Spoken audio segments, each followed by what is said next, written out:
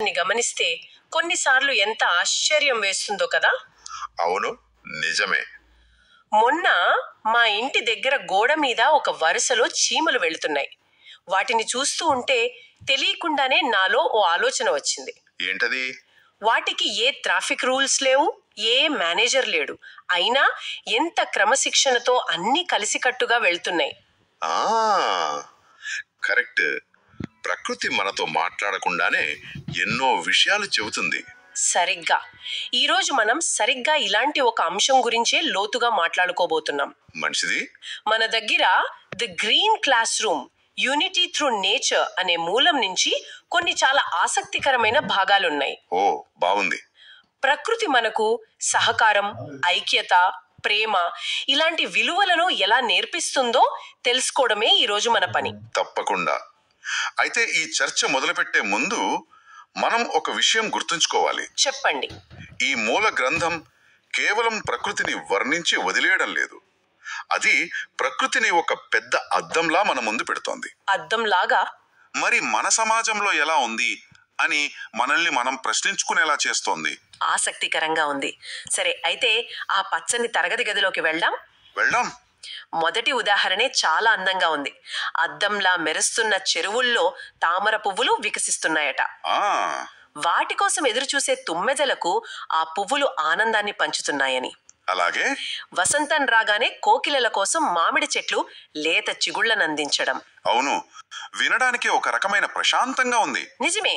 ఇక్కడ పైన చూస్తే ఇదొక అందమైన ప్రకృతి దృశ్యం. కానీ కొంచెం లోతుగా ఆలోచిస్తే రచయిత ఇక్కడ ఒకరికొకరు సహకరించుకోవడమే మన సంస్కృతి అనే పెద్ద విషయాన్ని చెప్తున్నారు. అంటే ఒకదానిపై ఒకటి ఆధారపడటం అంటారా? ఖచ్చితంగా. తామర పువ్వుకు తుమ్మెద అవసరం, తుమ్మెదకు తామర అవసరం. ఈ పరస్పర సహకారమే ప్రకృతిలోని బేసిక్ ప్రిన్సిపల్ అని, అదే మన కల్చర్ కు కూడా పునాది కావాలని వాళ్ళ ఉద్దేశం. అయితే ఇక్కడ నాకు సందేహం, అడగండి. ప్రకృతిలో సహకారమే కాదు కదా, అంటే భయంకరమైన పోటీ, హింస కూడా ఉంటాయి. సింహం జింకను వేటాడటం లాంటివి. అవును, ఉంటాయి. మరి ఈ టెక్స్ట్ ఆ డార్క్ సైడ్ ను పూర్తిగా వదిలేసి కేవలం ఇలాంటి శాంతియుతమైన చిత్రాన్ని మాత్రమే ఎందుకు చూపిస్తోంది? చాలా మంచి ప్రశ్న అడిగారు. ఇక్కడే రచయిత ఉద్దేశం మనకు క్లియర్ గా అర్థమవుతుంది. వాళ్ళ లక్ష్యం ప్రకృతి గురించి సైన్స్ పాఠం చెప్పడం కాదు. ఓకే. మానవ సమాజం ఎలా ఉండాలో చెప్పడానికి ప్రకృతి నుండి కొన్ని సెలెక్ట్ చేసిన ఉదాహరణలు వాడుకుంటున్నారు. అంటే ఇదొక ఆదర్శాన్ని చూపించడం కోసం అన్నమాట. పర్ఫెక్ట్. ఇది ప్రకృతి వాస్తవికత కాదు, మన సమాజానికి ఒక ఆకాంక్ష. ఇదొక ఉద్దేశపూర్వకమైన ఎంపిక. అర్థమైంది. అంటే ప్రకృతిలోని మంచిని తీసుకుని దాన్ని మనకు ఆదర్శంగా చూపిస్తున్నారు. అవును. ఈ సహకారం అనే ఆలోచనకు సహజంగానే ఇంకో అడుగు ముందుకేస్తే మనకు ఐక్యత కనిపిస్తుంది. కరెక్ట్. దీని గురించి కూడా ఈ టెక్స్ట్ లో అద్భుతంగా చెప్పారు కదా. అవును, ఐక్యతకు వాళ్ళు వాడిన రూపకాలు కూడా అంతే బలంగా ఉన్నాయి. ఆకాశంలోని మేఘాలు ఎత్తైన పర్వత శిఖరాలను కౌగిలించుకుంటాయని ఆప్యాయంగా. అలాగే పూలతో నిండిన తీగలు పెద్ద వృక్షాలను అల్లుకుంటూ పైకి వెళతాయి. ఇక్కడ మేఘం పర్వతం వేర్వేరు, తీగ చెట్టు కూడా వేర్వేరే, కానీ అవి కలిసినప్పుడే ఆ దృశ్యానికి ఒక అందం వస్తుంది. ఈ సహజమైన కలయికను చూపిస్తూ మానవులంతా ఇలాగే ఐకమత్యంతో ఉండాలి అనే సందేశాన్ని ఇస్తున్నారు. బాగుంది. సహకారం, ఐక్యత, ఆ తర్వాత ప్రేమ, అనురాగం, దీనికి కూడా ప్రకృతి నుండే ఉదాహరణలు తీసుకున్నారు. ఈ ఉదాహరణలో వాడిన భాష చాలా ఒక కవిత్వంలా అనిపిస్తుంది. రామచిలుకలు తమ ఆకుపచ్చ రెక్కలతో ఎగురుతూ ఆకాశం అనే స్త్రీ కళ్లకు కొత్త కాంతిని ఇస్తున్నాయని రాశారు. అవును. అలాగే అన్యోన్యతకు ప్రతీకగా చెప్పుకునే లకుముకి పిట్టల జంట కొమ్మలపై కూర్చుని ప్రేమగా గుసగుసలాడుకుంటున్నాయని. ఆ వర్ణన చాలా బాగుంది. ఖచ్చితంగా. మళ్ళీ ఇక్కడ కూడా రచయిత కేవలం పక్షుల గురించి చెప్పడం లేదు, వాటిని ప్రతీకలుగా వాడుతున్నారు. అవును, వాటిని ప్రేమ, అనురాగాలకు ప్రతీకలుగా, వాటిని పంచే రాయబారులుగా చూపిస్తున్నారు. ప్రజలు పరస్పరం ప్రేమతో జీవించాలి అని చెప్పడానికి ఇంతకంటే అందమైన ఉదాహరణలు ఏం కావాలి? నిజమే. ఇప్పటిదాకా మనం చూసినవన్నీ ఒకదానికొకటి సంబంధం ఉన్న విలువలు. ఇప్పుడు కొంచెం భిన్నమైన రెండు అంశాలను చూద్దాం. అవే స్వేచ్ఛ మరియు క్రమశిక్షణ. ఓకే. ఒకవైపు ఆకాశం మబ్బులతో నిండినప్పుడు నెమలి ఆనందంతో పురివిప్పి నాట్యం చేస్తుందని వర్ణించారు. ఆహా, ఆ దృశ్యం కళ్ళ ముందు కదులుతోంది. ఇంకోవైపు కొండలపై నుంచి స్వేచ్ఛగా జాలువారే సెలయేటికి చల్లని గాలి ఆటపాటలు నేర్పుతుందట. ఈ వర్ణనల్లో ఒక స్వేచ్ఛ, హద్దులు లేని ఆనందం కనిపిస్తున్నాయి. అవును. ఆ నెమలి నాట్యం, ఆ సెలయేటి పరుగు, వాటిని చూసినప్పుడు మనసు తేలిక పడుతోంది. రచయిత ప్రకారం ఈ దృశ్యాలు మనుషులంతా స్వేచ్ఛ, సమత, మమతలతో జీవించాలి అనే ఆకాంక్షని మనలో రేకెత్తించాలి. కానీ ఇదే ప్రకృతిలో మరోవైపు పూర్తి భిన్నమైన చిత్రం కూడా కనిపిస్తోంది కదా. అంటే అదే క్రమశిక్షణ. చీమలు. ఓ అవును, చీమలు ఎన్నో కష్టాలు పడి అన్నీ కలిసి ఒకే వరుసలో నడుస్తూ ఆహారాన్ని సేకరించుకుంటాయి. అలాగే తేనెటీగలు ఒక్కో పువ్వు దగ్గరకు వెళ్లి మకరందాన్ని సేకరించి దాన్ని అందరి కోసం తేనెగా మారుస్తాయి. ఇక్కడ కేవలం కష్టం కాదు, ఒక గొప్ప క్రమశిక్షణ, సామూహిక బాధ్యత కనిపిస్తున్నాయి. నిజమే. ఒకవైపు నెమలి స్వేచ్ఛ, మరోవైపు చీమల క్రమశిక్షణ. ఇవి రెండూ పరస్పర విరుద్ధంగా అనిపించడం లేదా? విరుద్ధంగా అనిపించినా ఇక్కడే జీవిత సత్యం దాగి ఉంది. ఎలాగంటారు? ప్రకృతి మనకు ఒకేసారి రెండు పాఠాలు నేర్పుతోంది. నెమలి స్వేచ్ఛ ఎంత అవసరమో చీమల క్రమశిక్షణ కూడా అంతే అవసరం. అంటే రెండు బ్యాలెన్స్ చేసుకోవాలంటారా? అదే. జీవితం అంటే కేవలం స్వేచ్ఛ, ఆనందం మాత్రమే కాదు, బాధ్యత, కష్టం కూడా ఉంటాయి.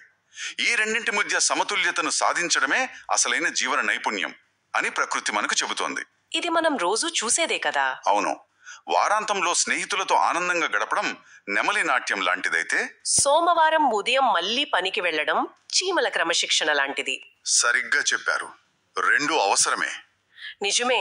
ఇదంతా వింటుంటే ప్రకృతి ఒక స్వర్గంలా, అంతా పర్ఫెక్ట్ గా ఉన్నట్టు అనిపిస్తోంది. అవును. బహుశా రచయిత ఉద్దేశం కూడా ఇదేనేమో. ఇంత అందమైన ప్రకృతిని ఒక అద్దంలా మన ముందు పెట్టి, చూడండి ఇది ఇలా ఉంది, మరి మనమెలా ఉన్నాం అని ప్రశ్నించడమే అసలు పాయింట్ అనుకుంటా. మీరు కరెక్ట్ పాయింట్ పట్టుకున్నారు. ఇక్కడి నుంచే ఈ టెక్స్ట్ ఒక పెద్ద మలుపు తీసుకుంటుంది. అవును. ఇప్పటి వరకు ప్రకృతిని ఒక ఆదర్శంగా చూపించారు. ఇప్పుడు దాన్ని మానవ సమాజంతో పోల్చి చూస్తున్నారు. ఆ పోలికలోనే అసలు సమస్య ఎక్కడుందో బయటపడుతుంది. సరే, మూల గ్రంథంలోని ఈ భాగాన్ని మనం తటస్థంగా చూద్దాం. తప్పకుండా. ప్రజలందరికీ ప్రేమానురాగాలను పంచడానికే మతాలన్నీ పుట్టాయి అని మొదలుపెట్టారు. కానీ కొందరు కుటిల బుద్ధితో మత గ్రంథాలకు తప్పుడు అర్థాలు చెప్పి మనుషుల మధ్య ద్వేషాన్ని పెంచి, అవును, మత ఘర్షణలకు, మరణాలకు కారణమవుతున్నారని ఈ టెక్స్ట్ ఆవేదన వ్యక్తం చేస్తోంది. ఇది చాలా తీవ్రమైన విమర్శ. చివరికి ఇలాంటివి ఇక మీదట సాగవు అని ఒక గట్టి హెచ్చరిక కూడా ఇస్తోంది. ఈ భాగాన్ని అర్థం చేసుకోవడంలో చాలా జాగ్రత్తగా ఉండాలి. ఇది ఏ ఒక్క మతాన్ని విమర్శించడం లేదు, లేదా మతమనే భావనను తప్పు పట్టడం లేదు. కరెక్ట్.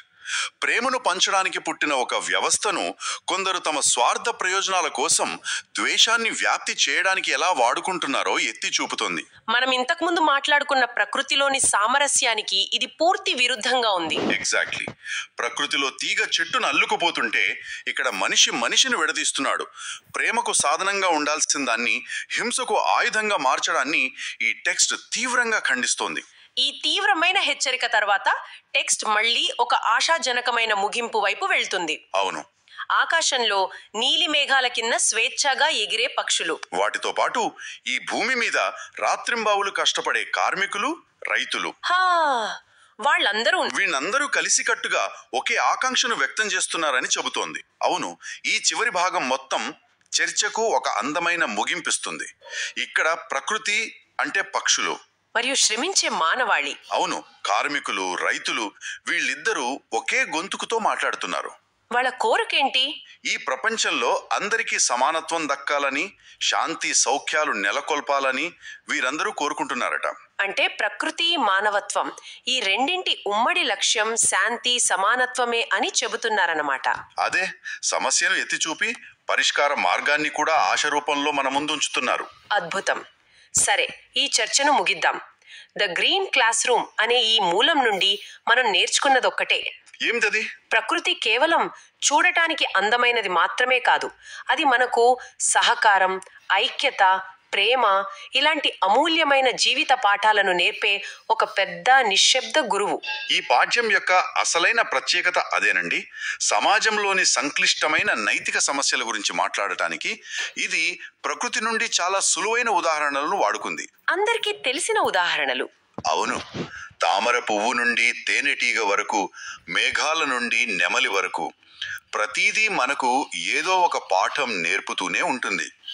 చెప్పే విధానం సింపుల్గా ఉన్నా దానిలోని సందేశం చాలా పవర్ఫుల్. అయితే వినేవారిని ఆలోచింపజేసే ఒక చిన్న ప్రశ్నతో ఈనాటి చర్చను ముగిద్దాం. తప్పకుండా. ఈ టెక్స్ట్ ప్రకారం ప్రకృతి మనకు ఒక ఆదర్శ గురువు కదా? అవును. మరి ఆలోచించండి, ఒకవేళ చెట్లు, పక్షులు, నదులు నిజంగా మనతో మాట్లాడగలిగితే, మన మానవ ప్రపంచాన్ని, మన జీవన విధానాన్ని చూసి అవి మనకు ఇంకేం సలహాలిస్తాయో, ఏమని హెచ్చరిస్తాయో